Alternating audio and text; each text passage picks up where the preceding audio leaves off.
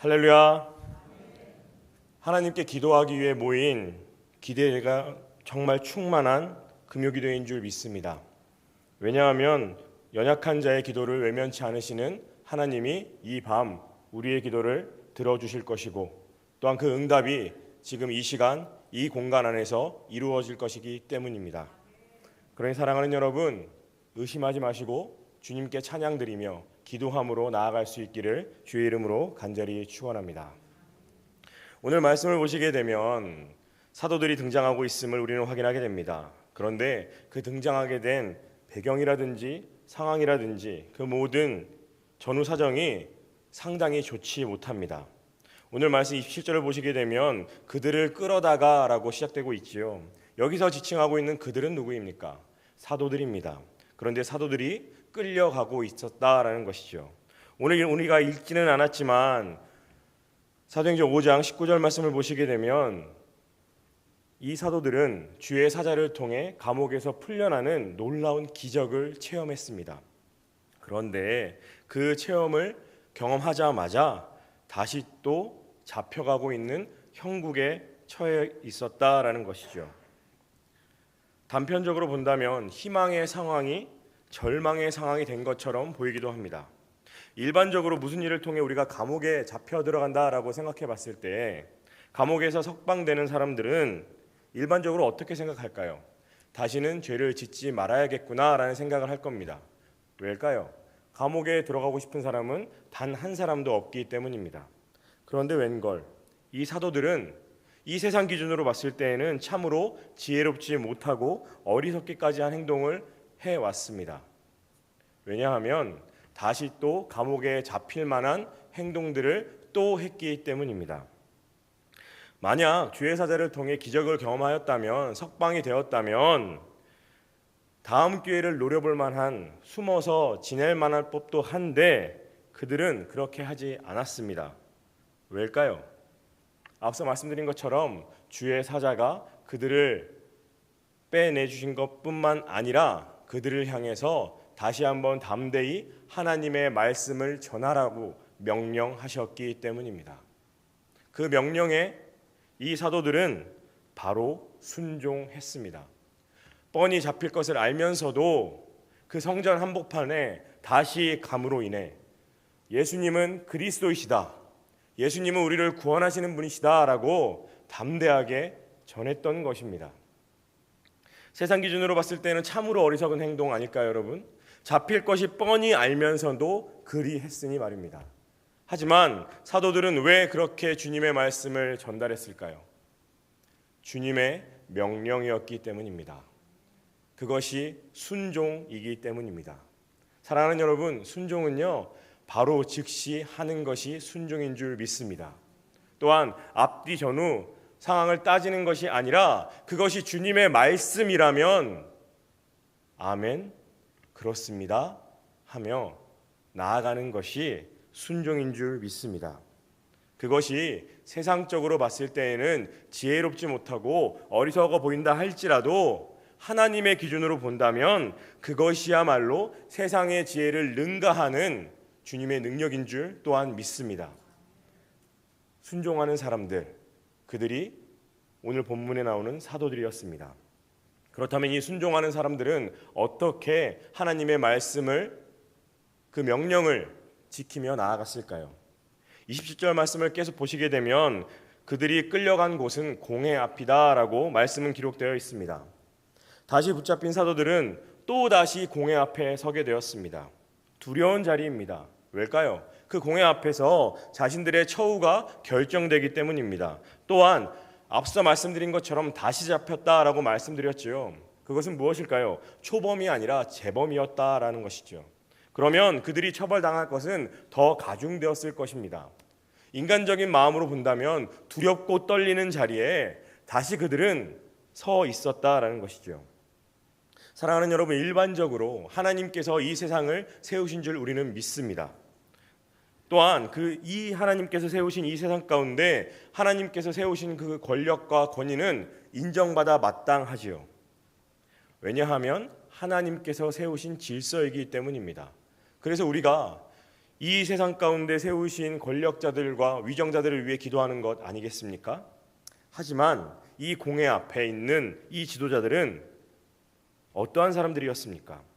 하나님의 뜻과 말씀을 거부할 뿐만 아니라 자신들의 안위만을 위해 자기 반성이나 외부의 조언을 반영하지 못했던 본인의 욕망으로 점철되었던 악한 지도자들이었습니다. 그렇기에 이 타락해버린 공회 앞에 서 있었던 사도들은 두려워할 필요가 전혀 없었던 겁니다.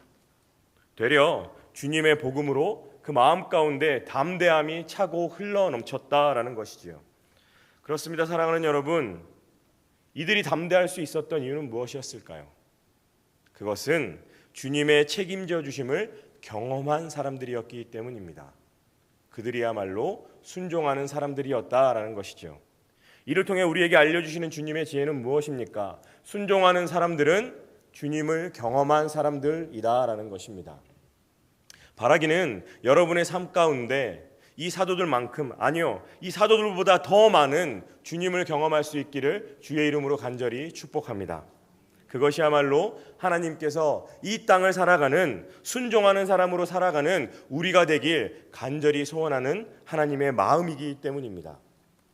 이어서 28절 말씀을 다 같이 읽어보도록 하겠습니다. 28절입니다. 시작. 이르되 우리가 이 이름으로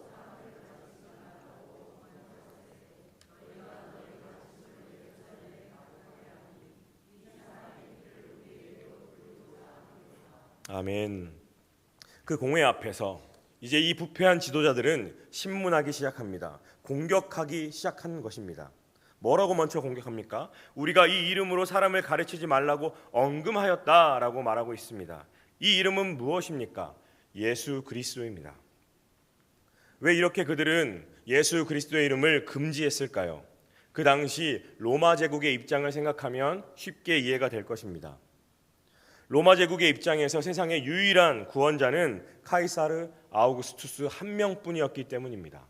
그런데 그 황제를 위시하여 예수님께서 구원자가 되신다면 황제에게 도전하는 것이고 황제를 조롱하는 일이 되기 때문에 이 권력자들은 세상 기준으로 봤을 때에는 예수님을 인정할 수 없었던 것입니다. 되려 세상 기준으로 봤을 때 예수님은 어떠한 사람이었습니까? 아무것도 하지 못하고 십자가 처형으로 죽은 죄수일 뿐이었습니다. 세상에서는 납득할 수 없는 사람을 구원자, 나의 구세주로 인정할 수 없었기 때문에 그들은 이 이름을 가르치지 말라라고 강력하게 언금하고 종용했던 것이었죠. 하지만 사랑하는 여러분, 예수님과 로마 황제를 다시 한번 비교하시길 바랍니다. 로마 황제는 어떠한 사람이었습니까? 그의 권력을 유지하기 위해 강압적인 권력을 행사했던 사람이었고 정복 전쟁을 펼치면서 자신의 위세를 과시했던 사람입니다. 곧 자신의 모든 것을 포기할 줄 몰랐던 사람이 로마 황제였습니다. 하지만 예수님은 어떠한 분이셨습니까, 여러분?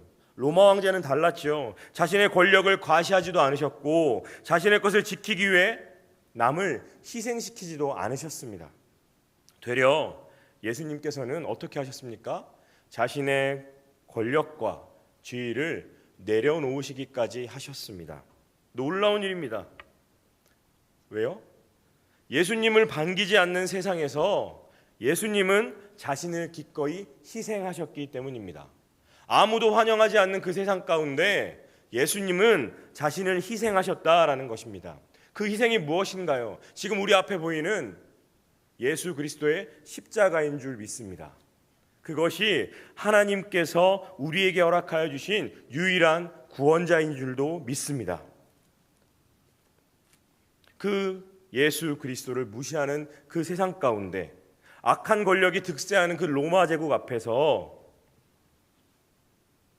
예수님을 따르는 모든 사람들은 순종하는 사람으로 나아갔던 것이죠. 감탄고토라는 말이 있습니다.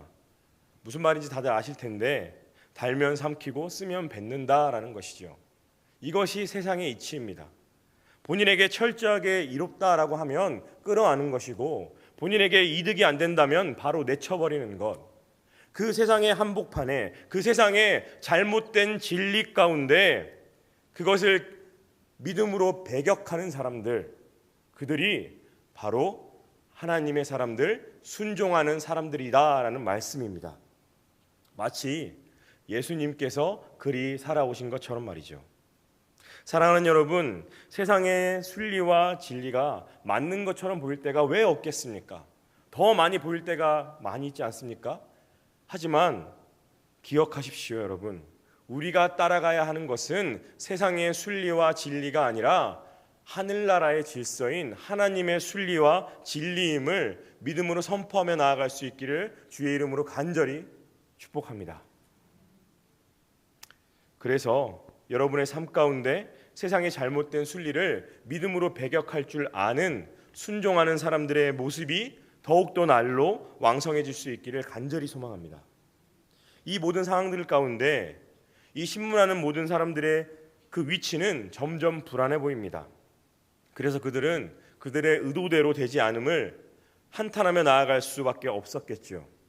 되려 그들이 공회 앞에 사도들을 내세움으로 말미암아 그 모든 예수 그리스도의 죽음과 복음에 대한 소문은 더 많은 사람들에게 전파됐기 때문입니다.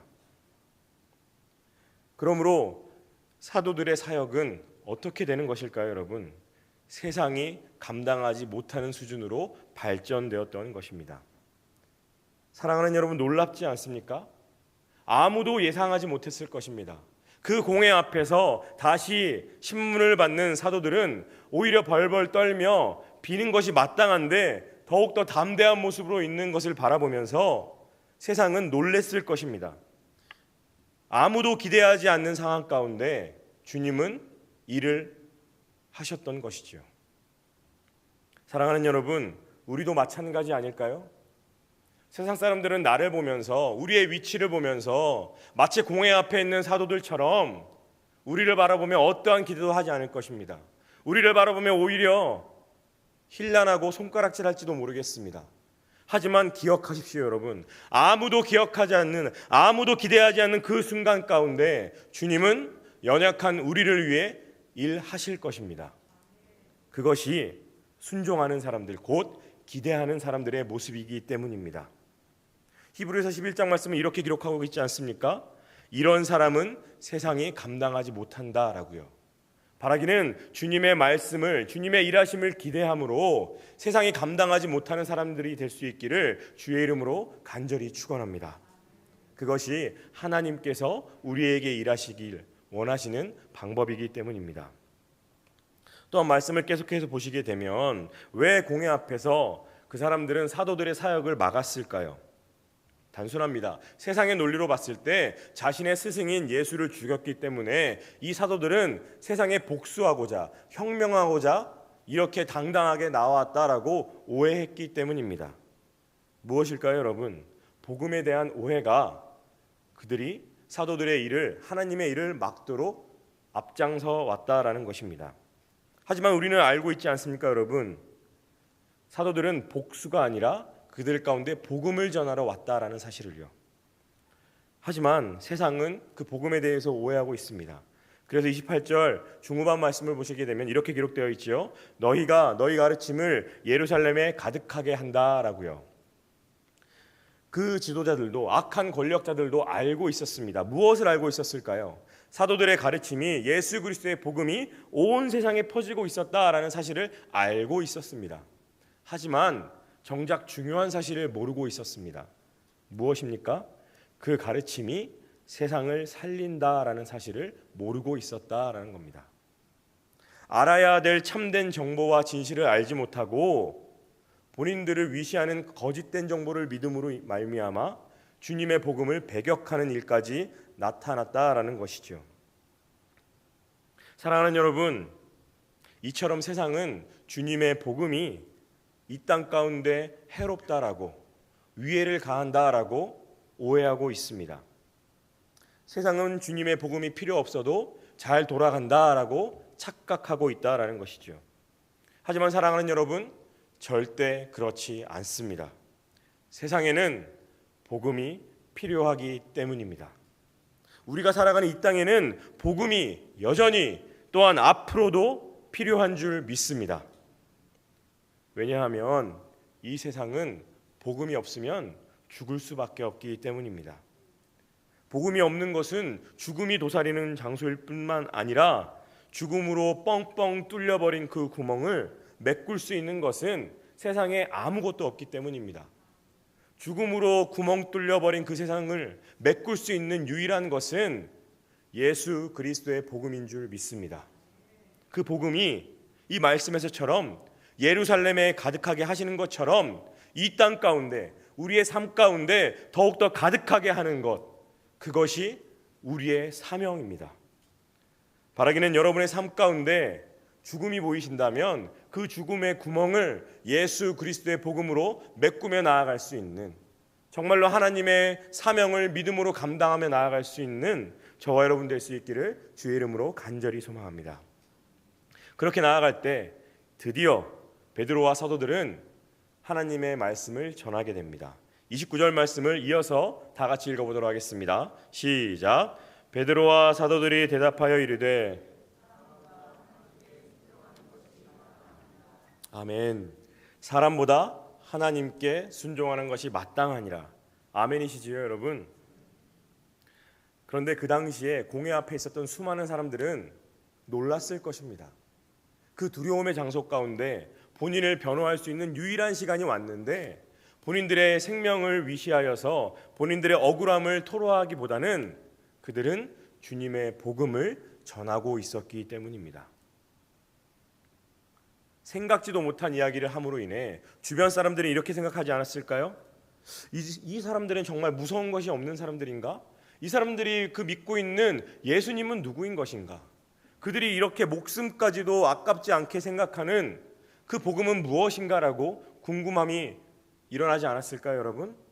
그렇다면 사랑하는 여러분, 목숨이 오가는 상황 속에서도 이들이 주님의 복음을 전한 이유는 무엇입니까? 29절 말씀에 기록되어 있지 않습니까, 여러분?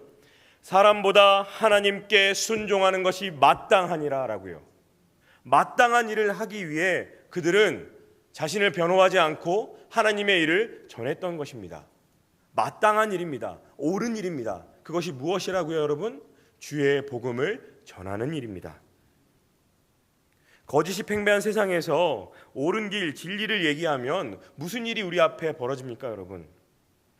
더 쉽게 말씀드리자면 세상에서 믿는 자로 살아가는 것은 쉬우십니까, 여러분? 어렵습니다. 세상과의 충돌을 야기하기 때문입니다. 세상은 항상 우리를 향해 공격해오기 때문입니다.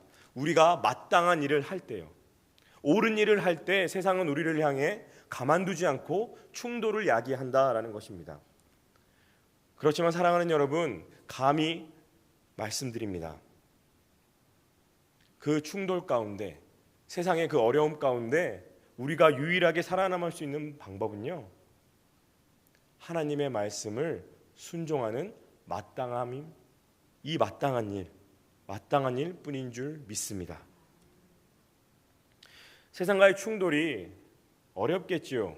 때로는 너무나 큰 그 세상으로 인해서 나의 몸에 생채기가 나고 상처가 생기고 낙마하고 쓰러질 수밖에 없겠지요.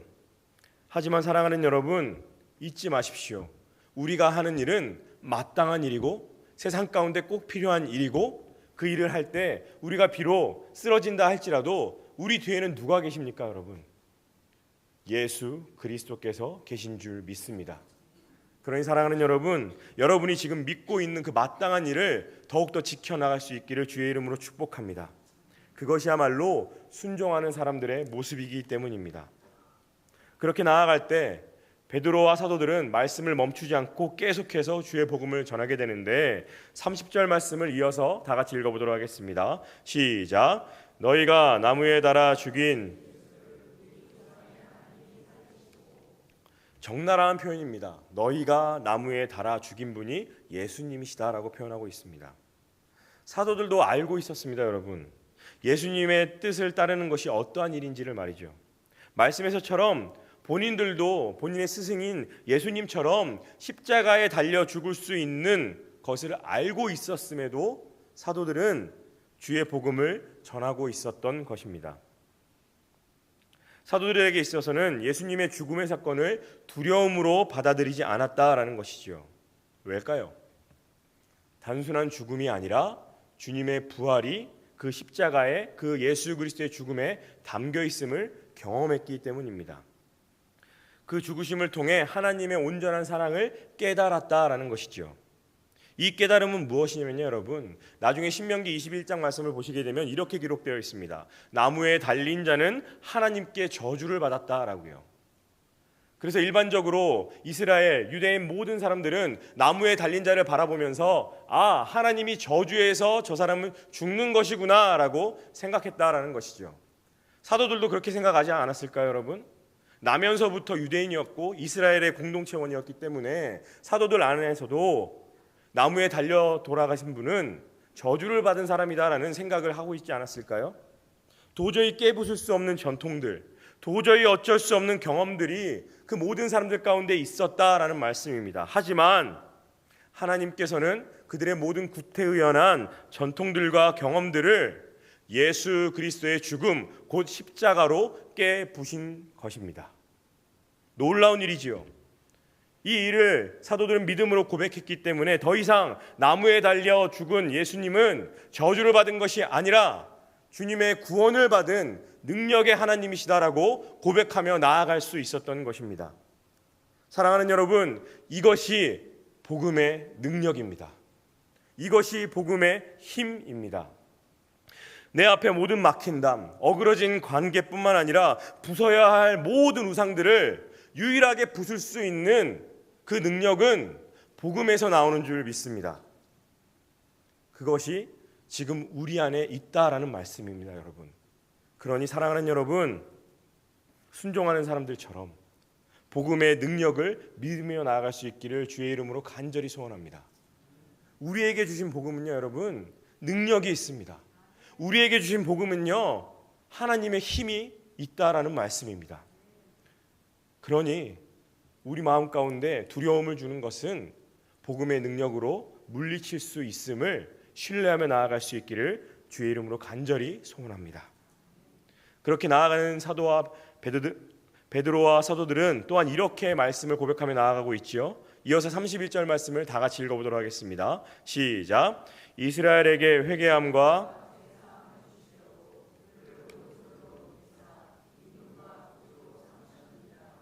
사도들의 복음 증거는 멈추지 않고 계속됩니다.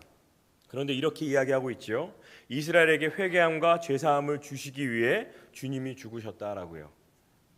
놀랍지 않습니까, 여러분? 예수님을 죽인 사람들에게조차도 하나님은 기회를 주신다라는 것입니다. 그러니 사랑하는 여러분, 포기하지 마십시오. 주님은 지금 우리에게도 기회를 주시기 때문입니다.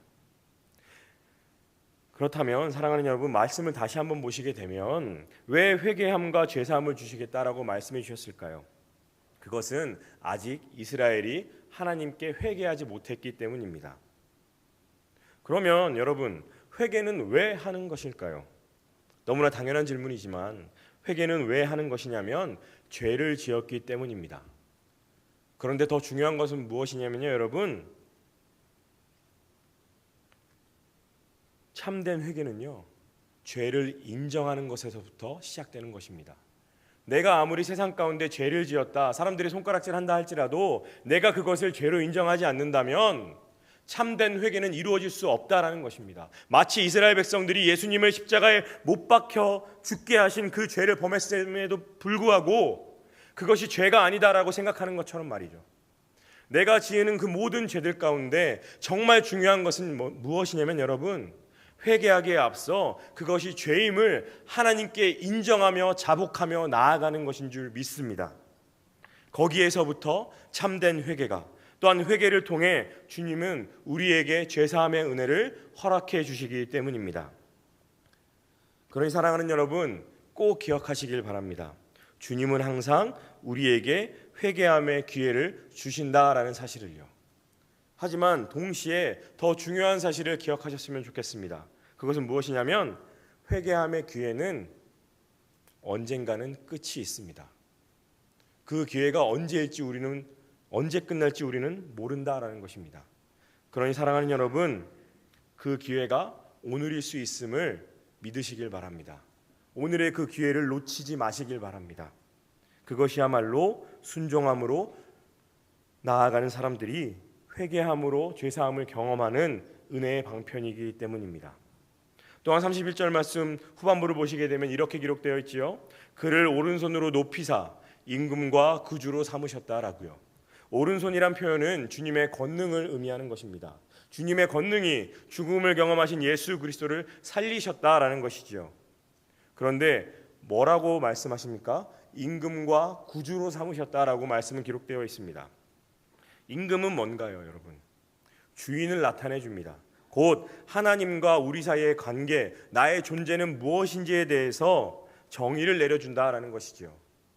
그것은 나의 신분을 보장해 주시는 분은 오직 하나님, 예수 그리스도 한 분뿐이시다라는 것을 이 임금이라는 표현을 통해 우리에게 알려주고 계신 것입니다.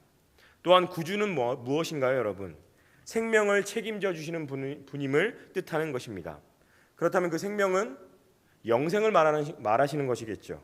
곧 예수 그리스도께서는 우리의 삶을, 우리의 영생을 보장해 주시는 분이시다라는 것입니다. 그래서 예수님께서는 임금과 구주가 되어 주실 수 있는 유일한 분이시다라고 말씀은 우리에게 증거해 주고 있는 것입니다.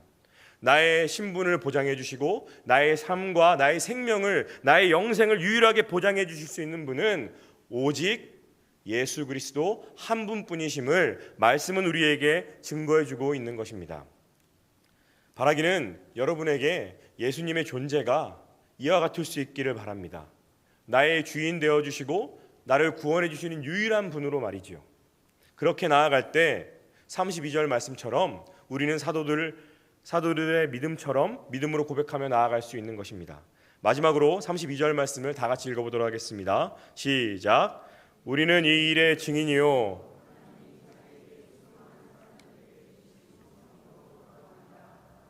아멘.